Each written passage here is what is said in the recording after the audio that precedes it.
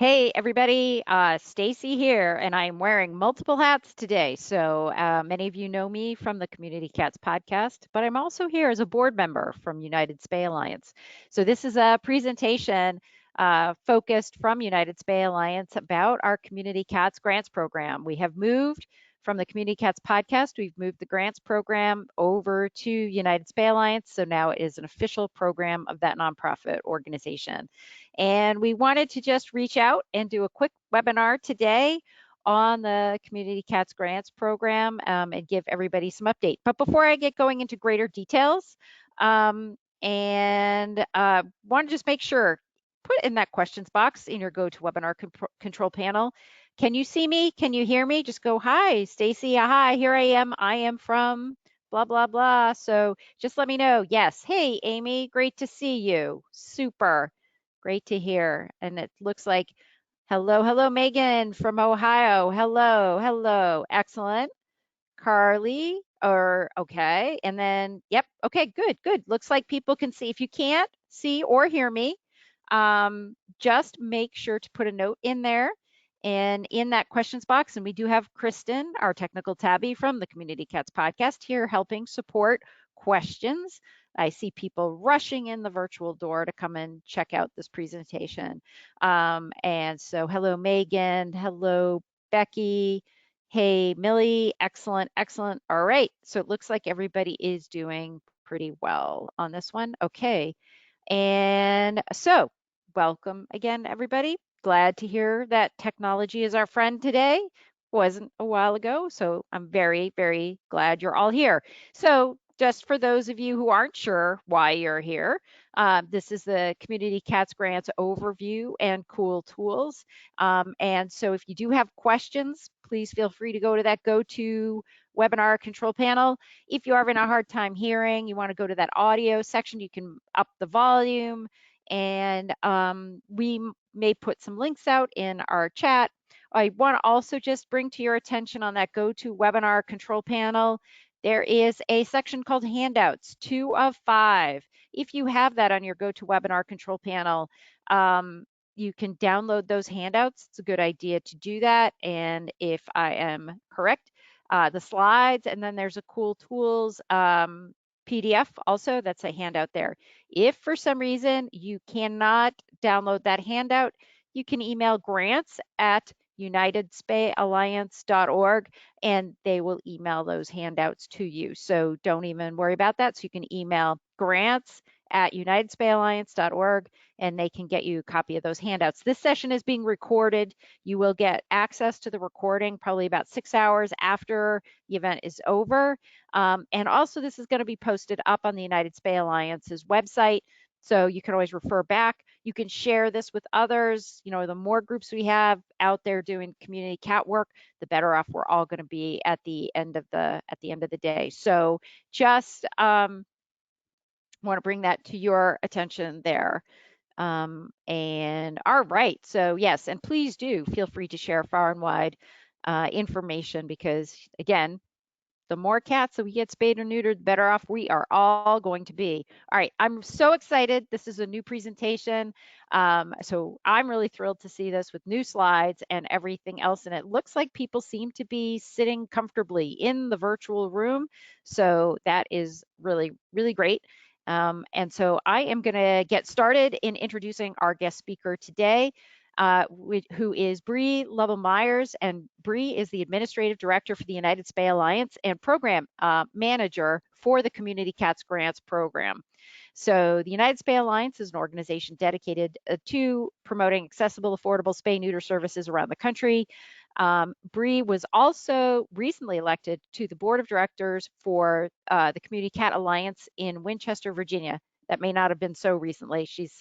It was probably over a year ago or so. She previously worked for Alley Cat Allies, where she held various management roles in outreach programs and events and led the charge for their flagship National Feral Cat Day and Global Cat Day. Sorry, I'm going to read that again. She led the charge for their flagship National Feral Cat Day and Global Cat Day campaigns. And in 2020, she started working as an independent consultant to provide project management support to organizations serving animals. Bree holds a Master's of Public Administration degree from West Virginia University, and she currently lives in Maryland with her husband, son, and a rescue kitty. And so at this point in time, I think we're going to just go crazy and just throw this over to Bree, and we're just going to get started. Woohoo! Thank you, Stacy. Appreciate the introduction, and I am just delighted to have so many folks out there in the virtual room, and hopefully folks tuning into this recording after the fact. We welcome everyone. And so as Stacy mentioned, I've been working with the Community Cats Grants Program for some time now.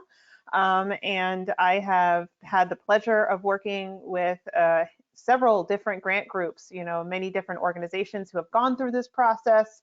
And along the way, I've picked up on different questions that are frequently asked about the application, about the grants process itself. And so I am here to kind of go over those with you so you can be as successful as possible with your application.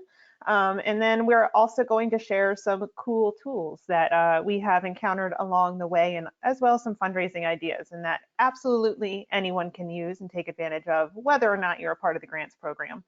And so, as Stacy mentioned, this program is currently being run by United Spay Alliance. We have taken over in partnership with Community Cats Podcast.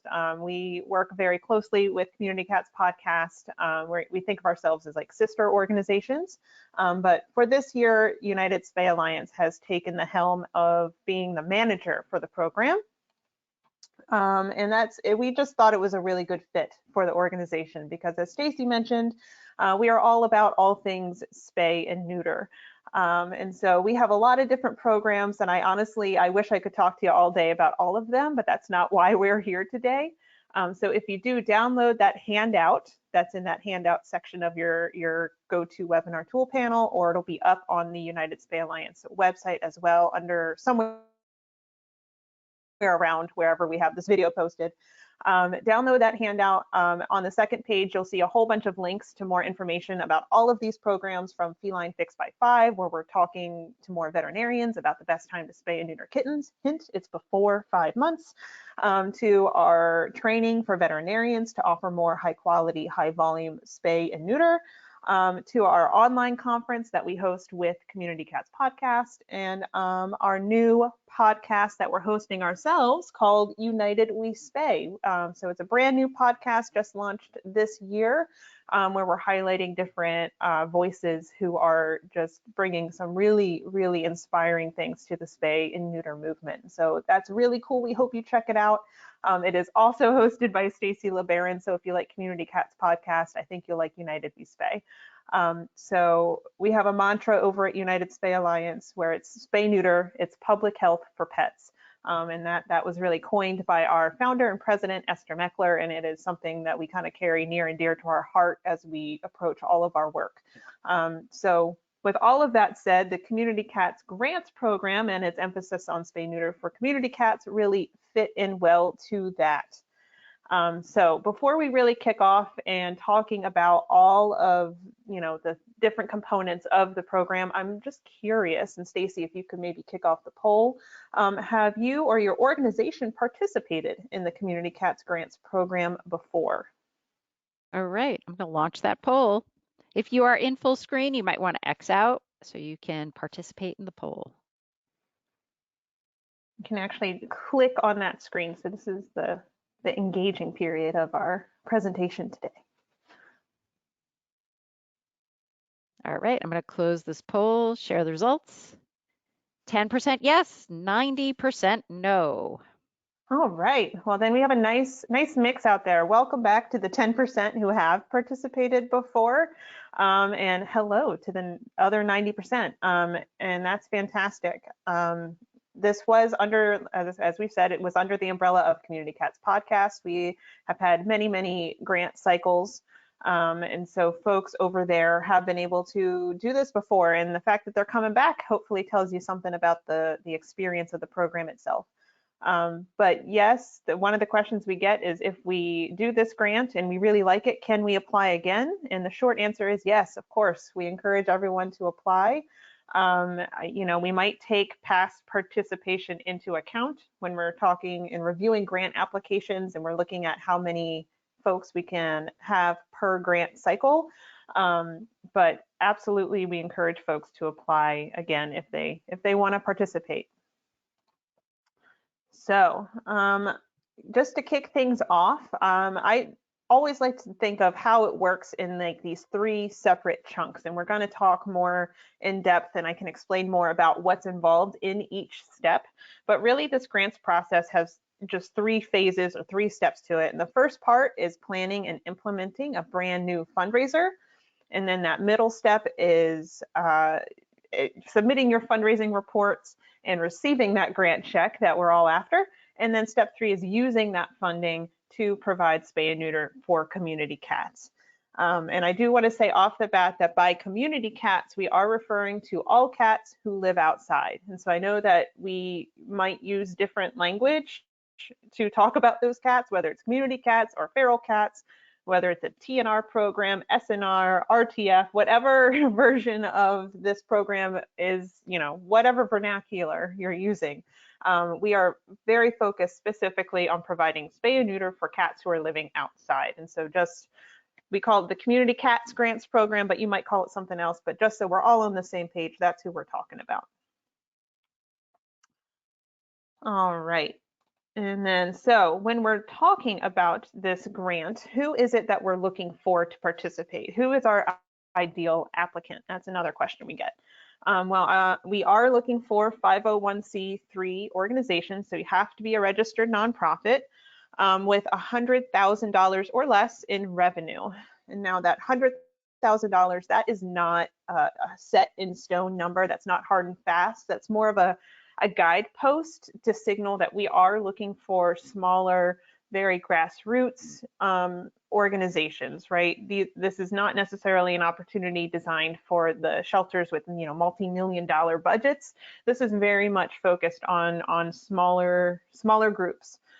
So please, if you have a budget that's over 100,000, by a bit, that's fine. Don't let that deter you. But again, that is just kind of there to help weed out some of the bigger budget organizations that perhaps this isn't the best fit for. But don't let that be a reason you don't apply. Again, it's just something that I take into consideration as I am kind of whittling down who is going to be in that final grant group. So again, just don't let that 100,000 be necessarily the main deterrent for you if you check all these other boxes. We are looking for organizations that have a TNR program that has been in operation for at least 2 years. So we're not necessarily looking to help you launch a TNR program or a pilot program. We are looking for groups that have proven that they are committed to TNR or spay neuter of community cats, outdoor cats. We want to see that track record. And we want to see that you talk about it. We want to see that you promote that kind of work to your community. And we want to see it. I am going to go to your website and I'm going to go to your social media pages. And so when I do, I hope that I see information for the public about TNR or about spay neuter services for outdoor cats, and that's something that is a part of your promotions to the public, that you're talking about it. And then one of the other kind of housekeeping things we like to see is that you have updated your GuideStar profile. And so this is a step that a lot of groups tend to miss or not consider. And this is a good, just a best practice for your organization in general, because it's not just me or our grant that's looking at it. It's a resource that I think a lot of potential donors or funders, whether they're grant makers, foundations, what have you, they're going to GuideStar to learn more about your organization. And I promise you, I will go to your organization's GuideStar page. And the more information you can share with me there, the more transparent you are about your numbers, your board, your programs, etc. The easier it is you make it for me to learn about your organization, the easier time I have making a decision about your application. So we do like folks to update those pages, again, not just for our grant program, but for applying for funding in general. I think it can go a long way. And again, at the bottom of your screen, you have that link to our grants page where all of this information is listed out for you. And again, on that handout, I encourage you to download the PDF. This link and all of this information is going to be in that handout for you. Just a little bit of background about the Community Cats Grants Program. Like I said, it started with Community Cats Podcast back in 2017. I think I came on board and started managing or helping with the program in the back half of 2020. And since then, and so altogether, since its inception, there have been 18 groups, and every group has anywhere from like 5 to 20, 30, whatever grantees within that group. So kind of a whole cohort moves through this process together. And so altogether, there have been about 275 grantees, which is pretty impressive. Over $500,000 have been fundraised specifically for the spay neuter of community cats. Can you believe it? So many folks think that it can't be done or that it's too difficult to raise money just for spaying neuter, especially for outdoor cats, but we're here to tell you that it can be done. There have been over $320,000 in grant awards given, and over 12,733 community cats have been spayed and neutered through this grant program. So I think the numbers speak for themselves, but we're very proud of this grant opportunity and what it's been able to do for organizations and for, of course, those local community cats who are benefiting from it. So getting into the details, the particulars of how this works. So we do ask groups to plan fundraisers, brand new fundraisers. That's the very first thing that you're going to be asked to do. Is before you receive a grant, is you're going to have to raise money on your own. And you are going to plan a brand new fundraiser, so something that you have not done before. It's not something that you did back in February and you want to, count it toward the grant now. It's not something that you already have on your calendar and is happening next week. It is a new idea, and we're pushing everybody to kind of spread those wings a little and spread, or I guess push their boundaries a little, their comfort zone a little, to plan something that they haven't done before. And then once they do that, you get your match, and then you have at the end $4,000 for the spay neuter of cats who are living outside. And so here's the general, what you can expect from the process, right? Every grant cycle with all of our grantees, we have a kickoff call to begin, and that is where we all gather together on a Zoom call, and I send all the documents and information that you're going to need for the entire grant cycle. Right off the bat, you're going to have links to all of our Zoom meetings. We're going to have links to the reports that need to be submitted.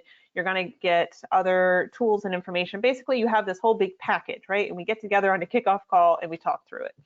And then after that, you're going to have to submit your fundraising ideas to me. And those ideas do have to be reviewed and approved before they can be counted toward the grants program. So you can see why it can't be something that was already on your calendar, right? It has to be something new that we're talking about and that we ultimately have decided on together that it's going to be used for this grant opportunity. And then we're going to go into the fundraising period, which is about 3 months. And so you have 3 whole months to plan and execute and raise that money. And during that 3-month period, we do have monthly check-in calls. Again, those are the Zoom calls I referenced earlier.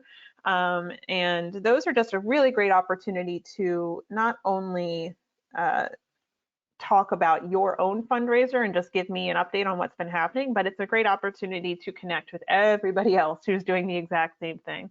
People who do the same work that you do, and to steal ideas and to hear what did work, what doesn't work, and just kind of find camaraderie in the process. I think it's one of the things that makes this grant program so unique is having those calls and having the opportunity to just network with so many folks and kind of have that idea sharing and support that goes along with it. So after the fundraising period, you do submit a fundraising report. And once I have everybody's reports, I have to have the entire group's reports submitted, and then I can process and mail grant checks out.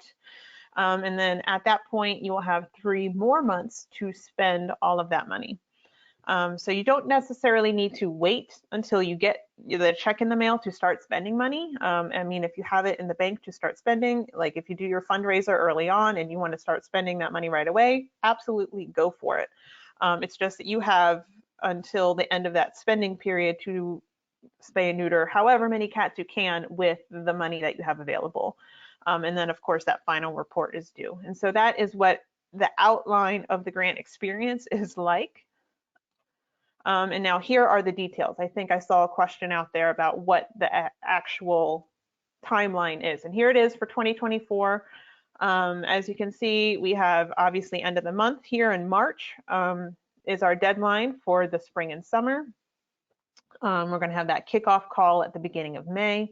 You'll have from May to August to fundraise, submit those reports at the beginning of September. Hopefully everyone submits their report on time, and I don't have to chase anybody down, and then I can get those grant checks out right away. So you'll have those by the middle to end of September, and you'll have all the way until November to spend all of that money. And so that's kind of how that flows. And so I'll let you take a look at this. This slide will come back later, and you can download the slides from your handout section of the GoToWebinar toolbar. So I hope everyone, don't panic if you don't have these dates exactly right. And obviously you have the dates if you're part of the grant cycle, but we'll have this slide will come back. We'll look at it again. All right, so another question we get is, what is covered by the grant? What do you mean when you say spay neuter of community cats? And so we are very specifically talking about the cost involved to get outdoor cats spayed and neutered. And so that can be if you have like if your veterinarian that you go to has like a standard TNR package that includes the spay neuter, an ear tip, a microchip, I don't know, a flea medication, like all of that, the vaccinations, all of that can be covered, right? If it's a part of that standard TNR package and it includes that spay neuter, that's totally fine. That is covered. If you are not necessarily a trapper, but if you're coming at it from the clinic perspective and you're putting together the spay neuter clinic and you want this money to help fund that clinic and you want to use that money to purchase any kind of medical supplies or equipment you need for a clinic dedicated to outdoor cats, then with prior approval, like I'd like to have a conversation just so we know to expect if that's what you're using the money for, that's totally fine. But basically we are here to support the spay neuter of community cats. And just to emphasize, if it is a TNR program, that our piece of the puzzle is really important. The cats have to be returned to the outside. So also I hear, well, can we use funds to purchase more traps for TNR? Or can we use funds to cover the cost of a repair to our transport van? Or those sorts of questions. And unfortunately, the answer is no. This is not the grant opportunity for that. You can't buy traps, you can't buy equipment. Now, if it is, if you're getting a cat spayed or neutered and it turns out they have an extra wound on their tail that needs to be tended to, or they are having an issue with their eye that needs surgery, that tail wound, the eye surgery, any other extra medical costs, that has to come out of a separate bucket. We will cover the spay and neuter piece. And again, whatever that standard like TNR package for you might be, but we're not going to cover the extra surgical costs or medical care, if that makes sense. And so just again, I feel like I'm repeating myself a million times, but I just really want to drive it home that this is not for cats who are part of a foster adoption program. If you are doing TNR and you trap a friendly social cat or you trap kittens that are going into that adoption pipeline, that this grant is no longer for them, all right? Your adoptable cats and kittens have to come out of a separate bucket. This is just for those outdoor cats. And so when you're looking at this opportunity and you're asking yourself, well, is this a good fit for our organization? Here are just some things to consider that I know have impacted other organizations and their ability to participate in the grants program.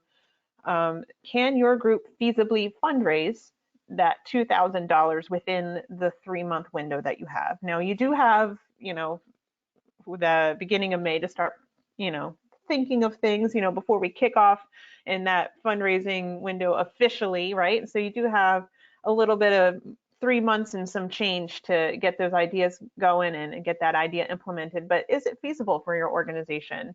Is this the right timing, right, for your organization to be approaching this? And also, can our group spend $4,000 on spay neuter? Because at minimum, you're going to have $2,000 fundraised and then a $2,000 match. So can you spend $4,000 within that time frame? Do you do enough trapping? Is that going to be a hurdle for you? And can I join those monthly calls to network with other folks in the group? Now, the monthly calls are not required, but boy, are they fun. I really do encourage everyone who can to participate, because time and time again, we hear that those calls are one of the best parts of our grants program. And I think it makes our program really unique in that we do bring everyone together to kind of have these conversations. And again, it's not just about the fundraising. Sometimes we go off on tangents about, well, this is happening or that is happening. Does anyone have any ideas? And I mean, how often are you in a room full of people who are wearing such similar shoes to what you wear every single day? You know, these are folks all around the country who are involved in TNR, who are, you know, involved in spay neuter, who know what a challenge it is to find appointments or to find low cost services, or, you know, people who really understand the hurdles that you have to jump over every single day. So anyway, these are good questions to ask yourself. However, I will say that the goal of our grants program is to kind of encourage organizations to push their boundaries a little bit, to build your capacity and help you grow. And so if you're thinking that it might be a challenge to raise $2,000, I want you to ask, is it a challenge? Is it going to be hard, or is it going to be impossible? If it's just going to be hard, I encourage you to try and do it. Is it going to be hard to get all of those cats spayed and neutered within the time frame, or is it going to be impossible? Again, we want to help you grow as an organization. We are really out there to support the small grassroots TNR groups, and help them build capacity. And that's really, I think, on the surface, yes, this is a grant. You know, it is a $2,000 check in your bank account, yes, but I think, and Stacy would agree, that we, at the heart of what this grants program really is all about, is helping more of those small grassroots groups really build capacity and grow and thrive. And we've really kind of designed this program to be a starting point for folks who are maybe never fundraised before or never applied to a grant before. And we have purposefully designed our application to be pretty simple. And we kind of have a lot of mentorship built into this grants process. So hopefully we build everyone's confidence, and by the end of it, you're like, oh yeah, I think I could apply for another grant. I think I could do another fundraiser. And so it's just the start for you, right? As we hope that this is a launching pad for you to go out there and do even more.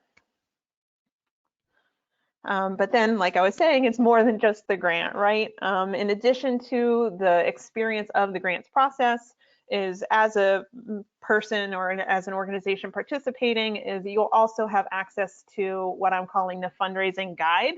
But this is a living document, and by that I mean that it is something that I update after every single grant cycle with the new ideas, with the new things that have been tried, the new tips and tricks out there. And so it is ever growing and ever changing. I think right now it's up to like 9 pages of a Word document. But it is something that we have just developed and cultivated over 18 grant groups now. And it is full of ideas of, here's what other groups have done for fundraisers. Here's our tips for this and advice about that. And it really gives anyone, hopefully, some inspiration. There's a million ideas to spend of how to raise money in there. So hopefully anyone could take a look at that guide and get some creative inspiration from it. Our grantees also have access to Fundraising Launchpad, which is a partnership with Get Fully Funded. If you're familiar with Sandy Reese and her team at Get Fully Funded, it is really developed to help grow successful fundraising programs. And so we have a partnership with them where our grantees have access to some of their content and information to kind of take them forward even more with growing that fundraising.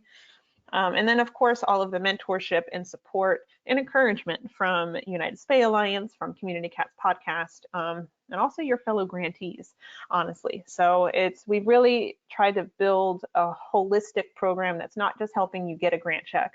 We're helping you grow your programs and gain that confidence to keep raising money for cats, because the cats keep needing it, that's for sure. So not to toot our own horn, but here was something nice that Twin County Humane Society said recently, from our most recent grant group, that this is one of the best grants our organization has received. Not only did we receive funds to help with the cost of TNR, but the way the grant is structured, we were also encouraged to try new ideas for developing ongoing funding streams. And the check-in calls also allowed the group to learn from each other's experiences, both the struggles and the successes, and provided a much needed form of support and cohesiveness in these tough times. And so in their own words, that's one of our grantees from our most recent grant group. All right, so I'm going to take a breath here and pause for questions specifically about the application or the process before I move into the cool tools. So Stacy, do we have any more questions about the application?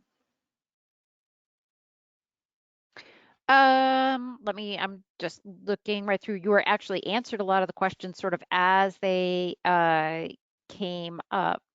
One question is, would it be okay if one person donated the $2,000, or does it have to be multiple donors? I think that is a-okay. However, I would encourage you almost to like double down and like, okay, so you have one person matched the match, right? So now you have $4,000. What can you do with that? How many matches can you get? And so, yes, it's fine to have that one person write a check, but I think if you could take it even further, like, why not, right?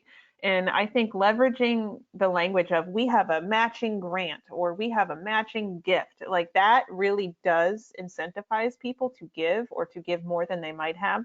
And so that alone can do a lot to help your fundraising efforts. And so I would challenge you to think, what can I do to boost this a little bit? Another quick question here. If I have an active fundraiser ongoing, what if I modify, add, or change it to tailor it to this initiative? Would that be able to be considered?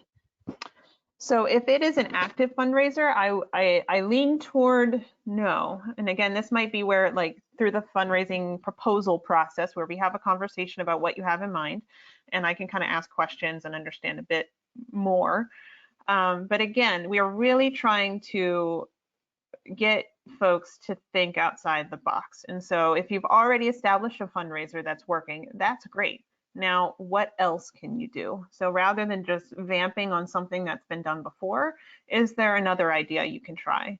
And we have, like I said, we have a whole guidebook that's just overflowing with different things that have been done before. And so you might find something in there that intrigues you. But yeah, I would challenge folks to try and do something totally new.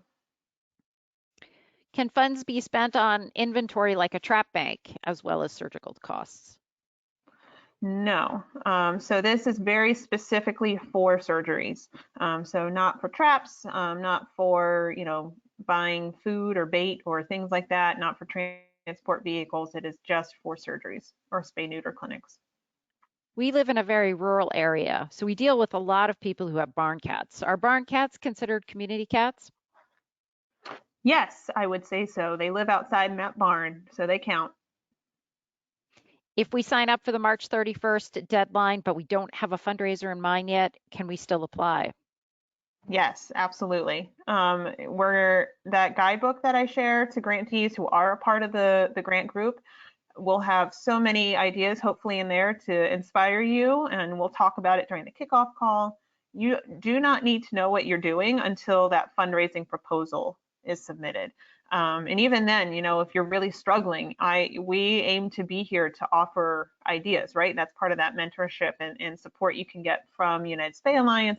And I know Stacy is always happy to share some ideas she might have.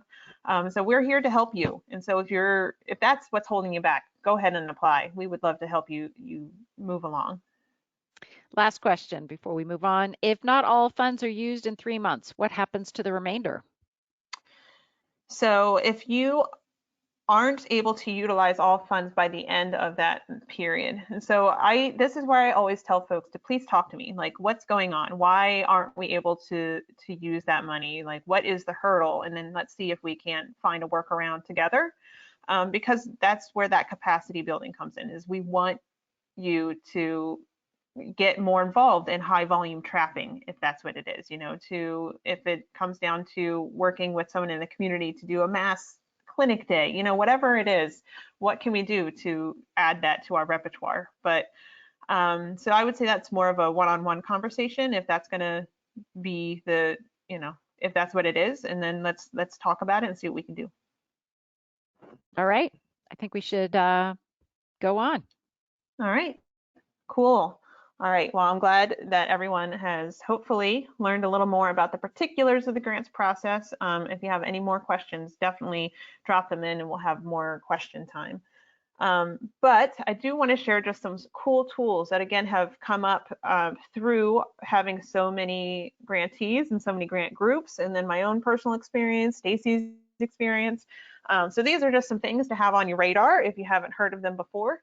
So I have personal experience with Give Butter. I don't know if anyone else out there is using it, but I just thought it was super cool because I kind of did a lot of research into different fundraising platforms that we could use and different CRMs, or the customer, I think, relationship management tools where they're saving all the information and all your interactions with a particular customer. And so it's a really cool database for your people, and then it's also a really good tool for fundraising. And Give Butter, I have to say, in my own personal opinion, right, is one of the easiest platforms I have used, and it's also totally free. It is free. I keep waiting for the shoe to drop, where they're like, now give us all your money, and it just hasn't happened yet. And so it is free, and I have great experience with their customer support. And they have lots of different pieces to it too as well. So you can do events, you can do auctions. It has a whole swath of offerings for fundraising. And it even has an email system. And so it's not quite as many bells and whistles as something like a MailChimp, but I have worked with an organization that is now just exclusively using the email service that Give Butter offers in order to send the newsletters. And so it's kind of a free way to bring all of that under one roof, as it were. So definitely check out Give Butter if you are looking for a tool like that. Something that I keep in mind if you're out there looking for, if you need QuickBooks, for instance, or, I think we used it to find like an e-signature, like a document, online e-signature document, whatever service. You can go to TechSoup.org and you can get some discounted pricing on some of that hardware and software exclusively for nonprofits. So that's very cool if you're in the market for anything techie. If you are not graphically inclined, so I am not, and so all of the slides you see here were designed by like the design recommendations, right, that they're adding into like PowerPoint now. Will be like, well, you could do it like this and it'll look nice. And I'm like, thanks PowerPoint for designing this for me. Canva.com is a similar service where it has a lot of plug and play ready-made graphics that you can use for everything from like email banners to social media posts. I think you can even link it to your social media and you can like build and schedule posts directly from Canva. And so that's definitely a cool tool, and they have a free version available for nonprofit organizations, so check that out. And then as far as grants go, there is Grant Gopher or Instrumental. There are two that I am personally familiar with. I think Grant Gopher is going to be your more cost efficient option or a lower cost option. However, Instrumental, if you can access that, has been one of the best prospecting tools, and they also have a management side to that. And so if you have a board member or a major donor who would like to make a donation specifically for your organization's capacity building, and you want to use that for something like Instrumental to help you with your future grant writing, I think that could be a cool tool for folks. But Grant Gopher also gets the job done. It's helping you find grant opportunities that fit what you are looking for. So another cool tool I just have to pitch, if you haven't tried it already, ChatGPT, man, is going to make your life so much easier. I had my doubts, but if you're feeling intimidated by trying AI or trying something like a chat GPT, please do not be intimidated. I did a webinar with Community Cats Podcast. It is available on the Community Cats Podcast YouTube channel. I think we also have it on the United Spay Alliance's grants page. I think it's also linked in your handout, but I did a whole webinar just about ChatGPT, and I tell you, it can make your life so much easier. I won't go into the details, but honestly, you can ask it to do everything from write a cover letter to, I had it build a recommended itinerary for an upcoming vacation. I'm going somewhere I've never been before. I said, hey, ChatGPT, what would you recommend I do if I'm spending a day in such and such? And it told me. And the cool thing is that it gives you something to work from. I will say that you still have to go back and edit and put, the human behind it, but it gives you, if you don't like working from a blank page, then ChatGPT is going to help you out a whole lot. So some cool tools that will help you specifically on the fundraising side. Givinggrid.com is one that I've seen pop up a lot, and it just gives kind of a little extra something to online fundraising. And so for instance, if you're doing like $5 Fridays on your social media pages, where on Friday you're asking folks to donate $5, using something like Giving Grid gives a little bit more of like an interactive component where they can pick a spot on the grid and they can buy that or donate $5 to have claim that square, and they can even upload their own photo. They can buy this square in honor of their childhood cat Fluffy, and they can upload a picture of Fluffy and it'll show up on the square, and it just kind of gives a more personalized or interactive component to that online giving. Bonfire or Custom Ink are great platforms for t-shirt fundraisers where you can just upload the design, like you can build the t-shirt you want to have and sell, and then you take care of the promotion and the selling it, and then the Bonfire and Custom Ink companies, they will print and ship those t-shirts out to folks for you. And so both of those have specific platforms they built for nonprofits to host those fundraisers, so I encourage you to check those out.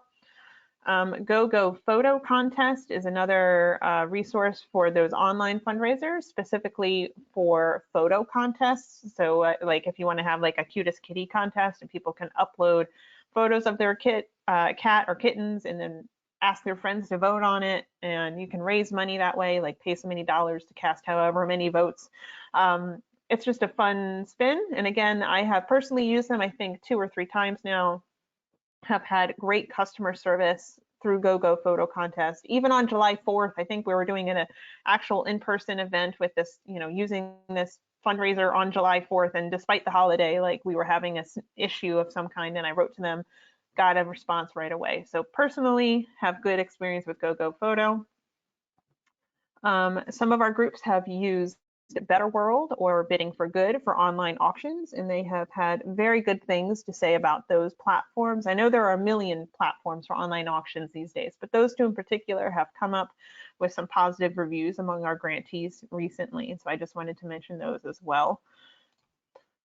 And so that was kind of like a very fast version of our cool tools, and so those again are in the handout that you can download. You can follow those links to learn a bit more about them.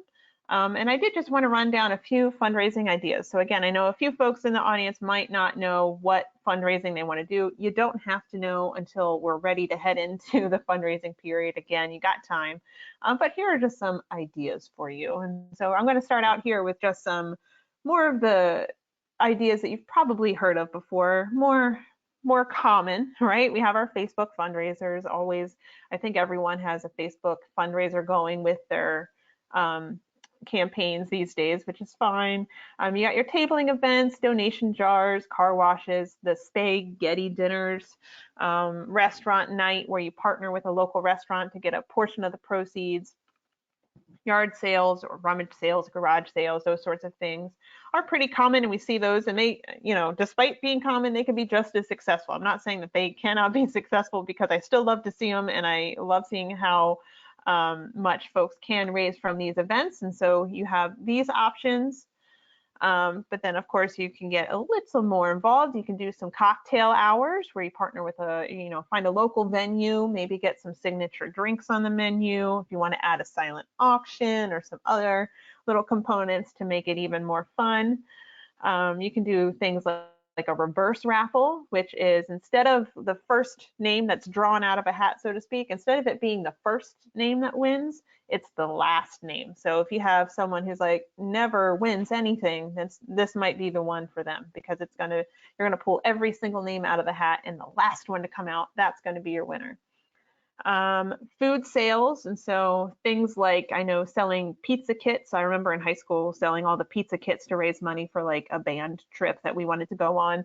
And then we've had folks selling Krispy Kreme, like the donuts, Krispy Kreme. Let's see, I think if you have a local food that folks really enjoy, I bet if you go to the website and start asking questions about fundraisers, you can find information on some sort of food sale fundraiser, but those tend to be very popular. You know, that goes with bake sales as well.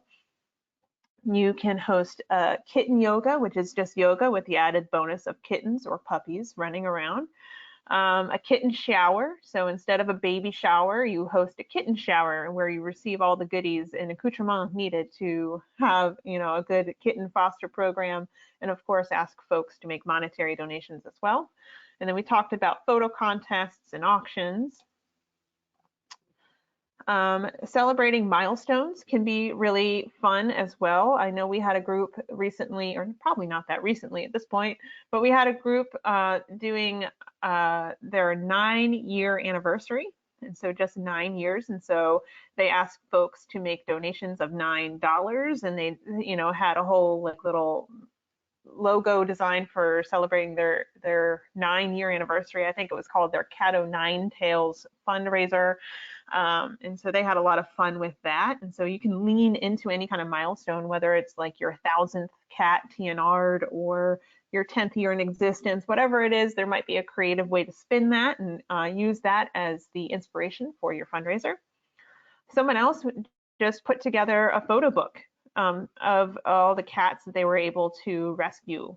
Well, not rescue or TNR or whatever that, you know, piece of their mission was. You know, the cats who were spayed and neutered and returned and are now living happy, healthy lives outside, you know, put together a photo book with some really good photos and, you know, telling those cats stories, and then gifting that to major donors with a very personalized thank you note.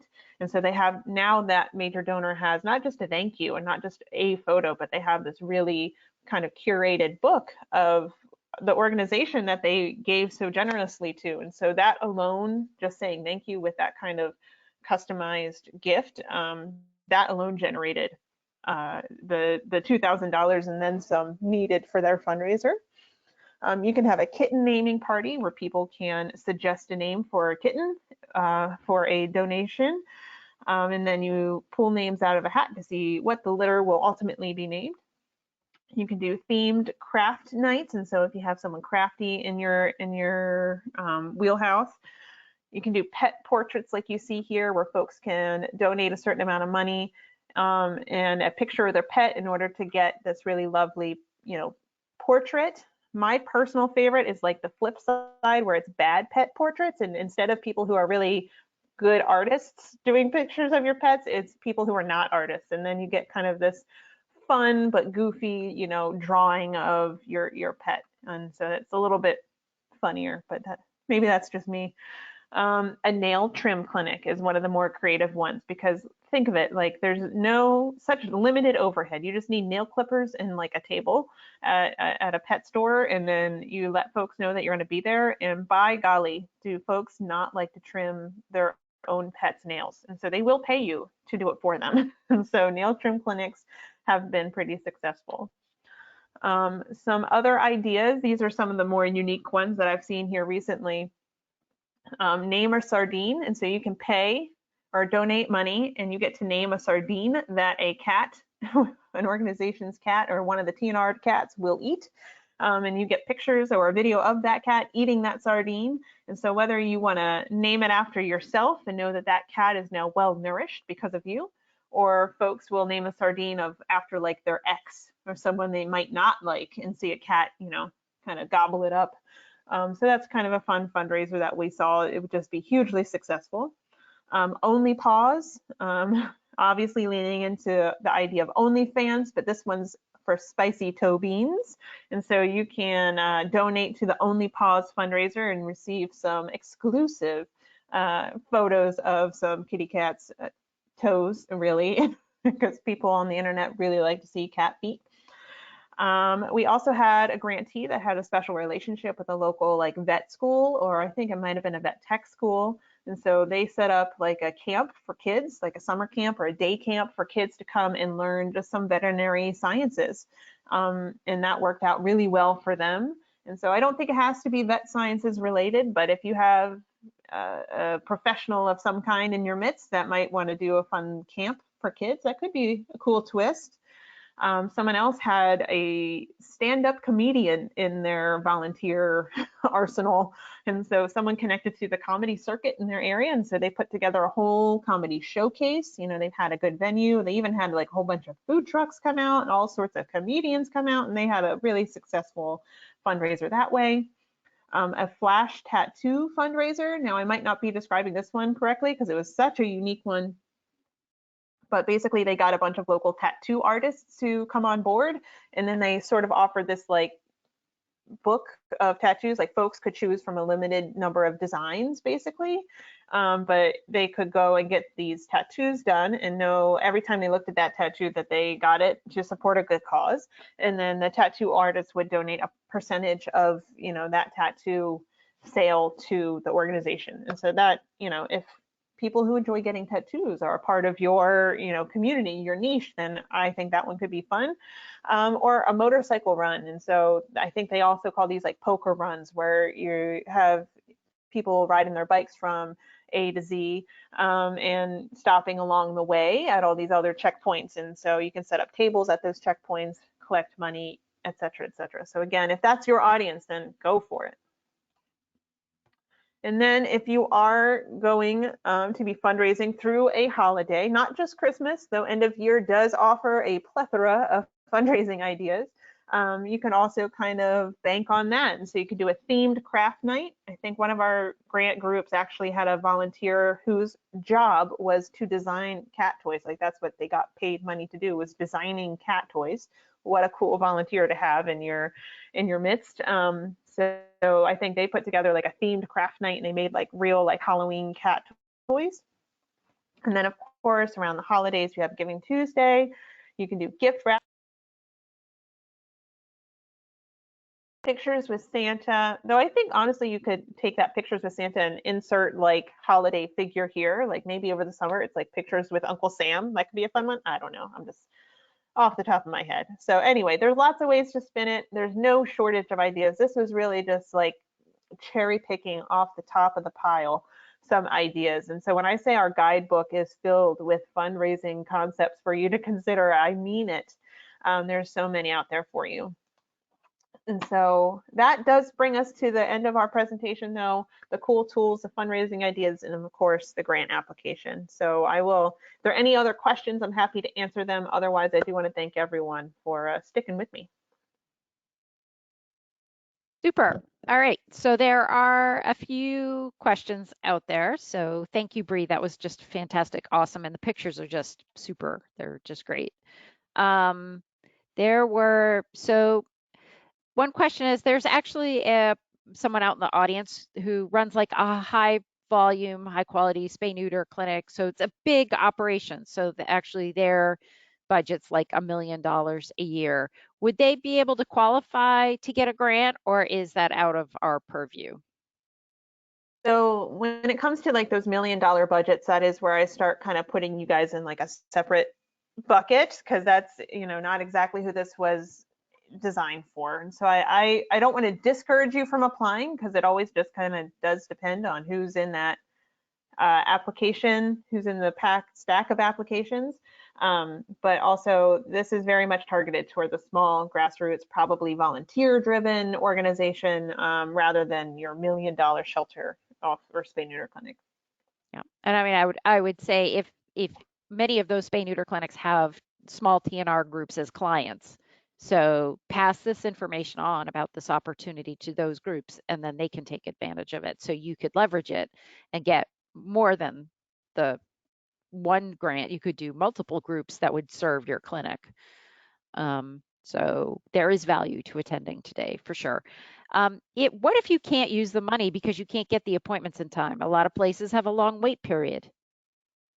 That's a very good question, and that's one that has come up time and time again. Unfortunately, with our current climate, United Spay Alliance is working to try and help change that and ebb the tide of those backlogs. However, that's where the communication happens, as I always ask people to talk to me, like tell me what's happening in your community, because some places are fine and they're feeling like they can access appointments, and some places are still backlogged. And so I ask all grantees to just stay in constant communication with me about any challenges you're facing like that. I don't want to hear about it the week before your final report is due.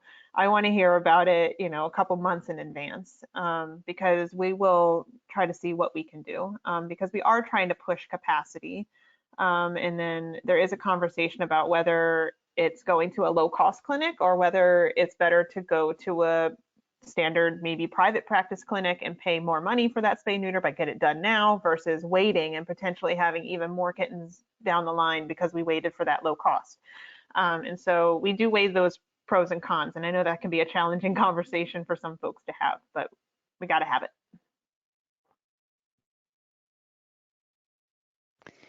All right. Well, so there's a bit of a follow-up question on the spay neuter clinic conversation. I would just recommend you to reach out directly to grants at unitedspayalliance.org if you want to be considered. So just, we're an open door, so we're willing to listen for sure. We're willing to listen. So, and then we can, discuss and get back to you on that. I have to apologize because I missed this one. Where do we get the reference book that Bree mentioned? So that, I think it's the guidebook of like the fundraising, gospel, so to speak, of all the different things. That is something that is given to grantees once you are a part of the grant cycle. So I kind of put together a packet of information before our kickoff call and send that to everyone. So those are for people who, or organizations that are officially a part of the grant group. Okay, all right. Um, do you have any initiatives that empower disabled, differentially abled people to participate in unique, creative ways to design their fundraiser in a way that it's friendly for a niche group? So, I mean, not explicitly, but I'm intrigued by this. Yes, let's do it. yeah, I mean it's the grantees who are creating these fundraisers. You don't have to do the fundraisers that are on these slides, right? hmm No, absolutely. Yeah. Half the fundraisers on these slides uh, were not invented. I guess the concept of them came from the grantees themselves, right? I'm not telling anybody what to do. I want you to come up with something. And then if you come up with something really creative, then I'm going to add your idea to the next time I update this webinar slide deck. So the more creative, the better. All right. I think we are at the end of our session. I think I initially sketched out that we would be done by 2:45, so we've gone just a tad bit over, but a lot of great information. So folks, I want to thank you all for attending this webinar. It will be posted up on the United Spay Alliance's website. If you have questions, reach out to grants at unitedspayalliance.org. And of course, me putting on my Community Cats podcast hat. Thank you all for turning your passion for cats into action. And we will see you at Trappers Tips and Tricks on Saturday, 2 o'clock. So thank you, Bree. Thank you so much. Great presentation. Awesome job. Thank you. And thanks, everyone. Can't wait to read your apps.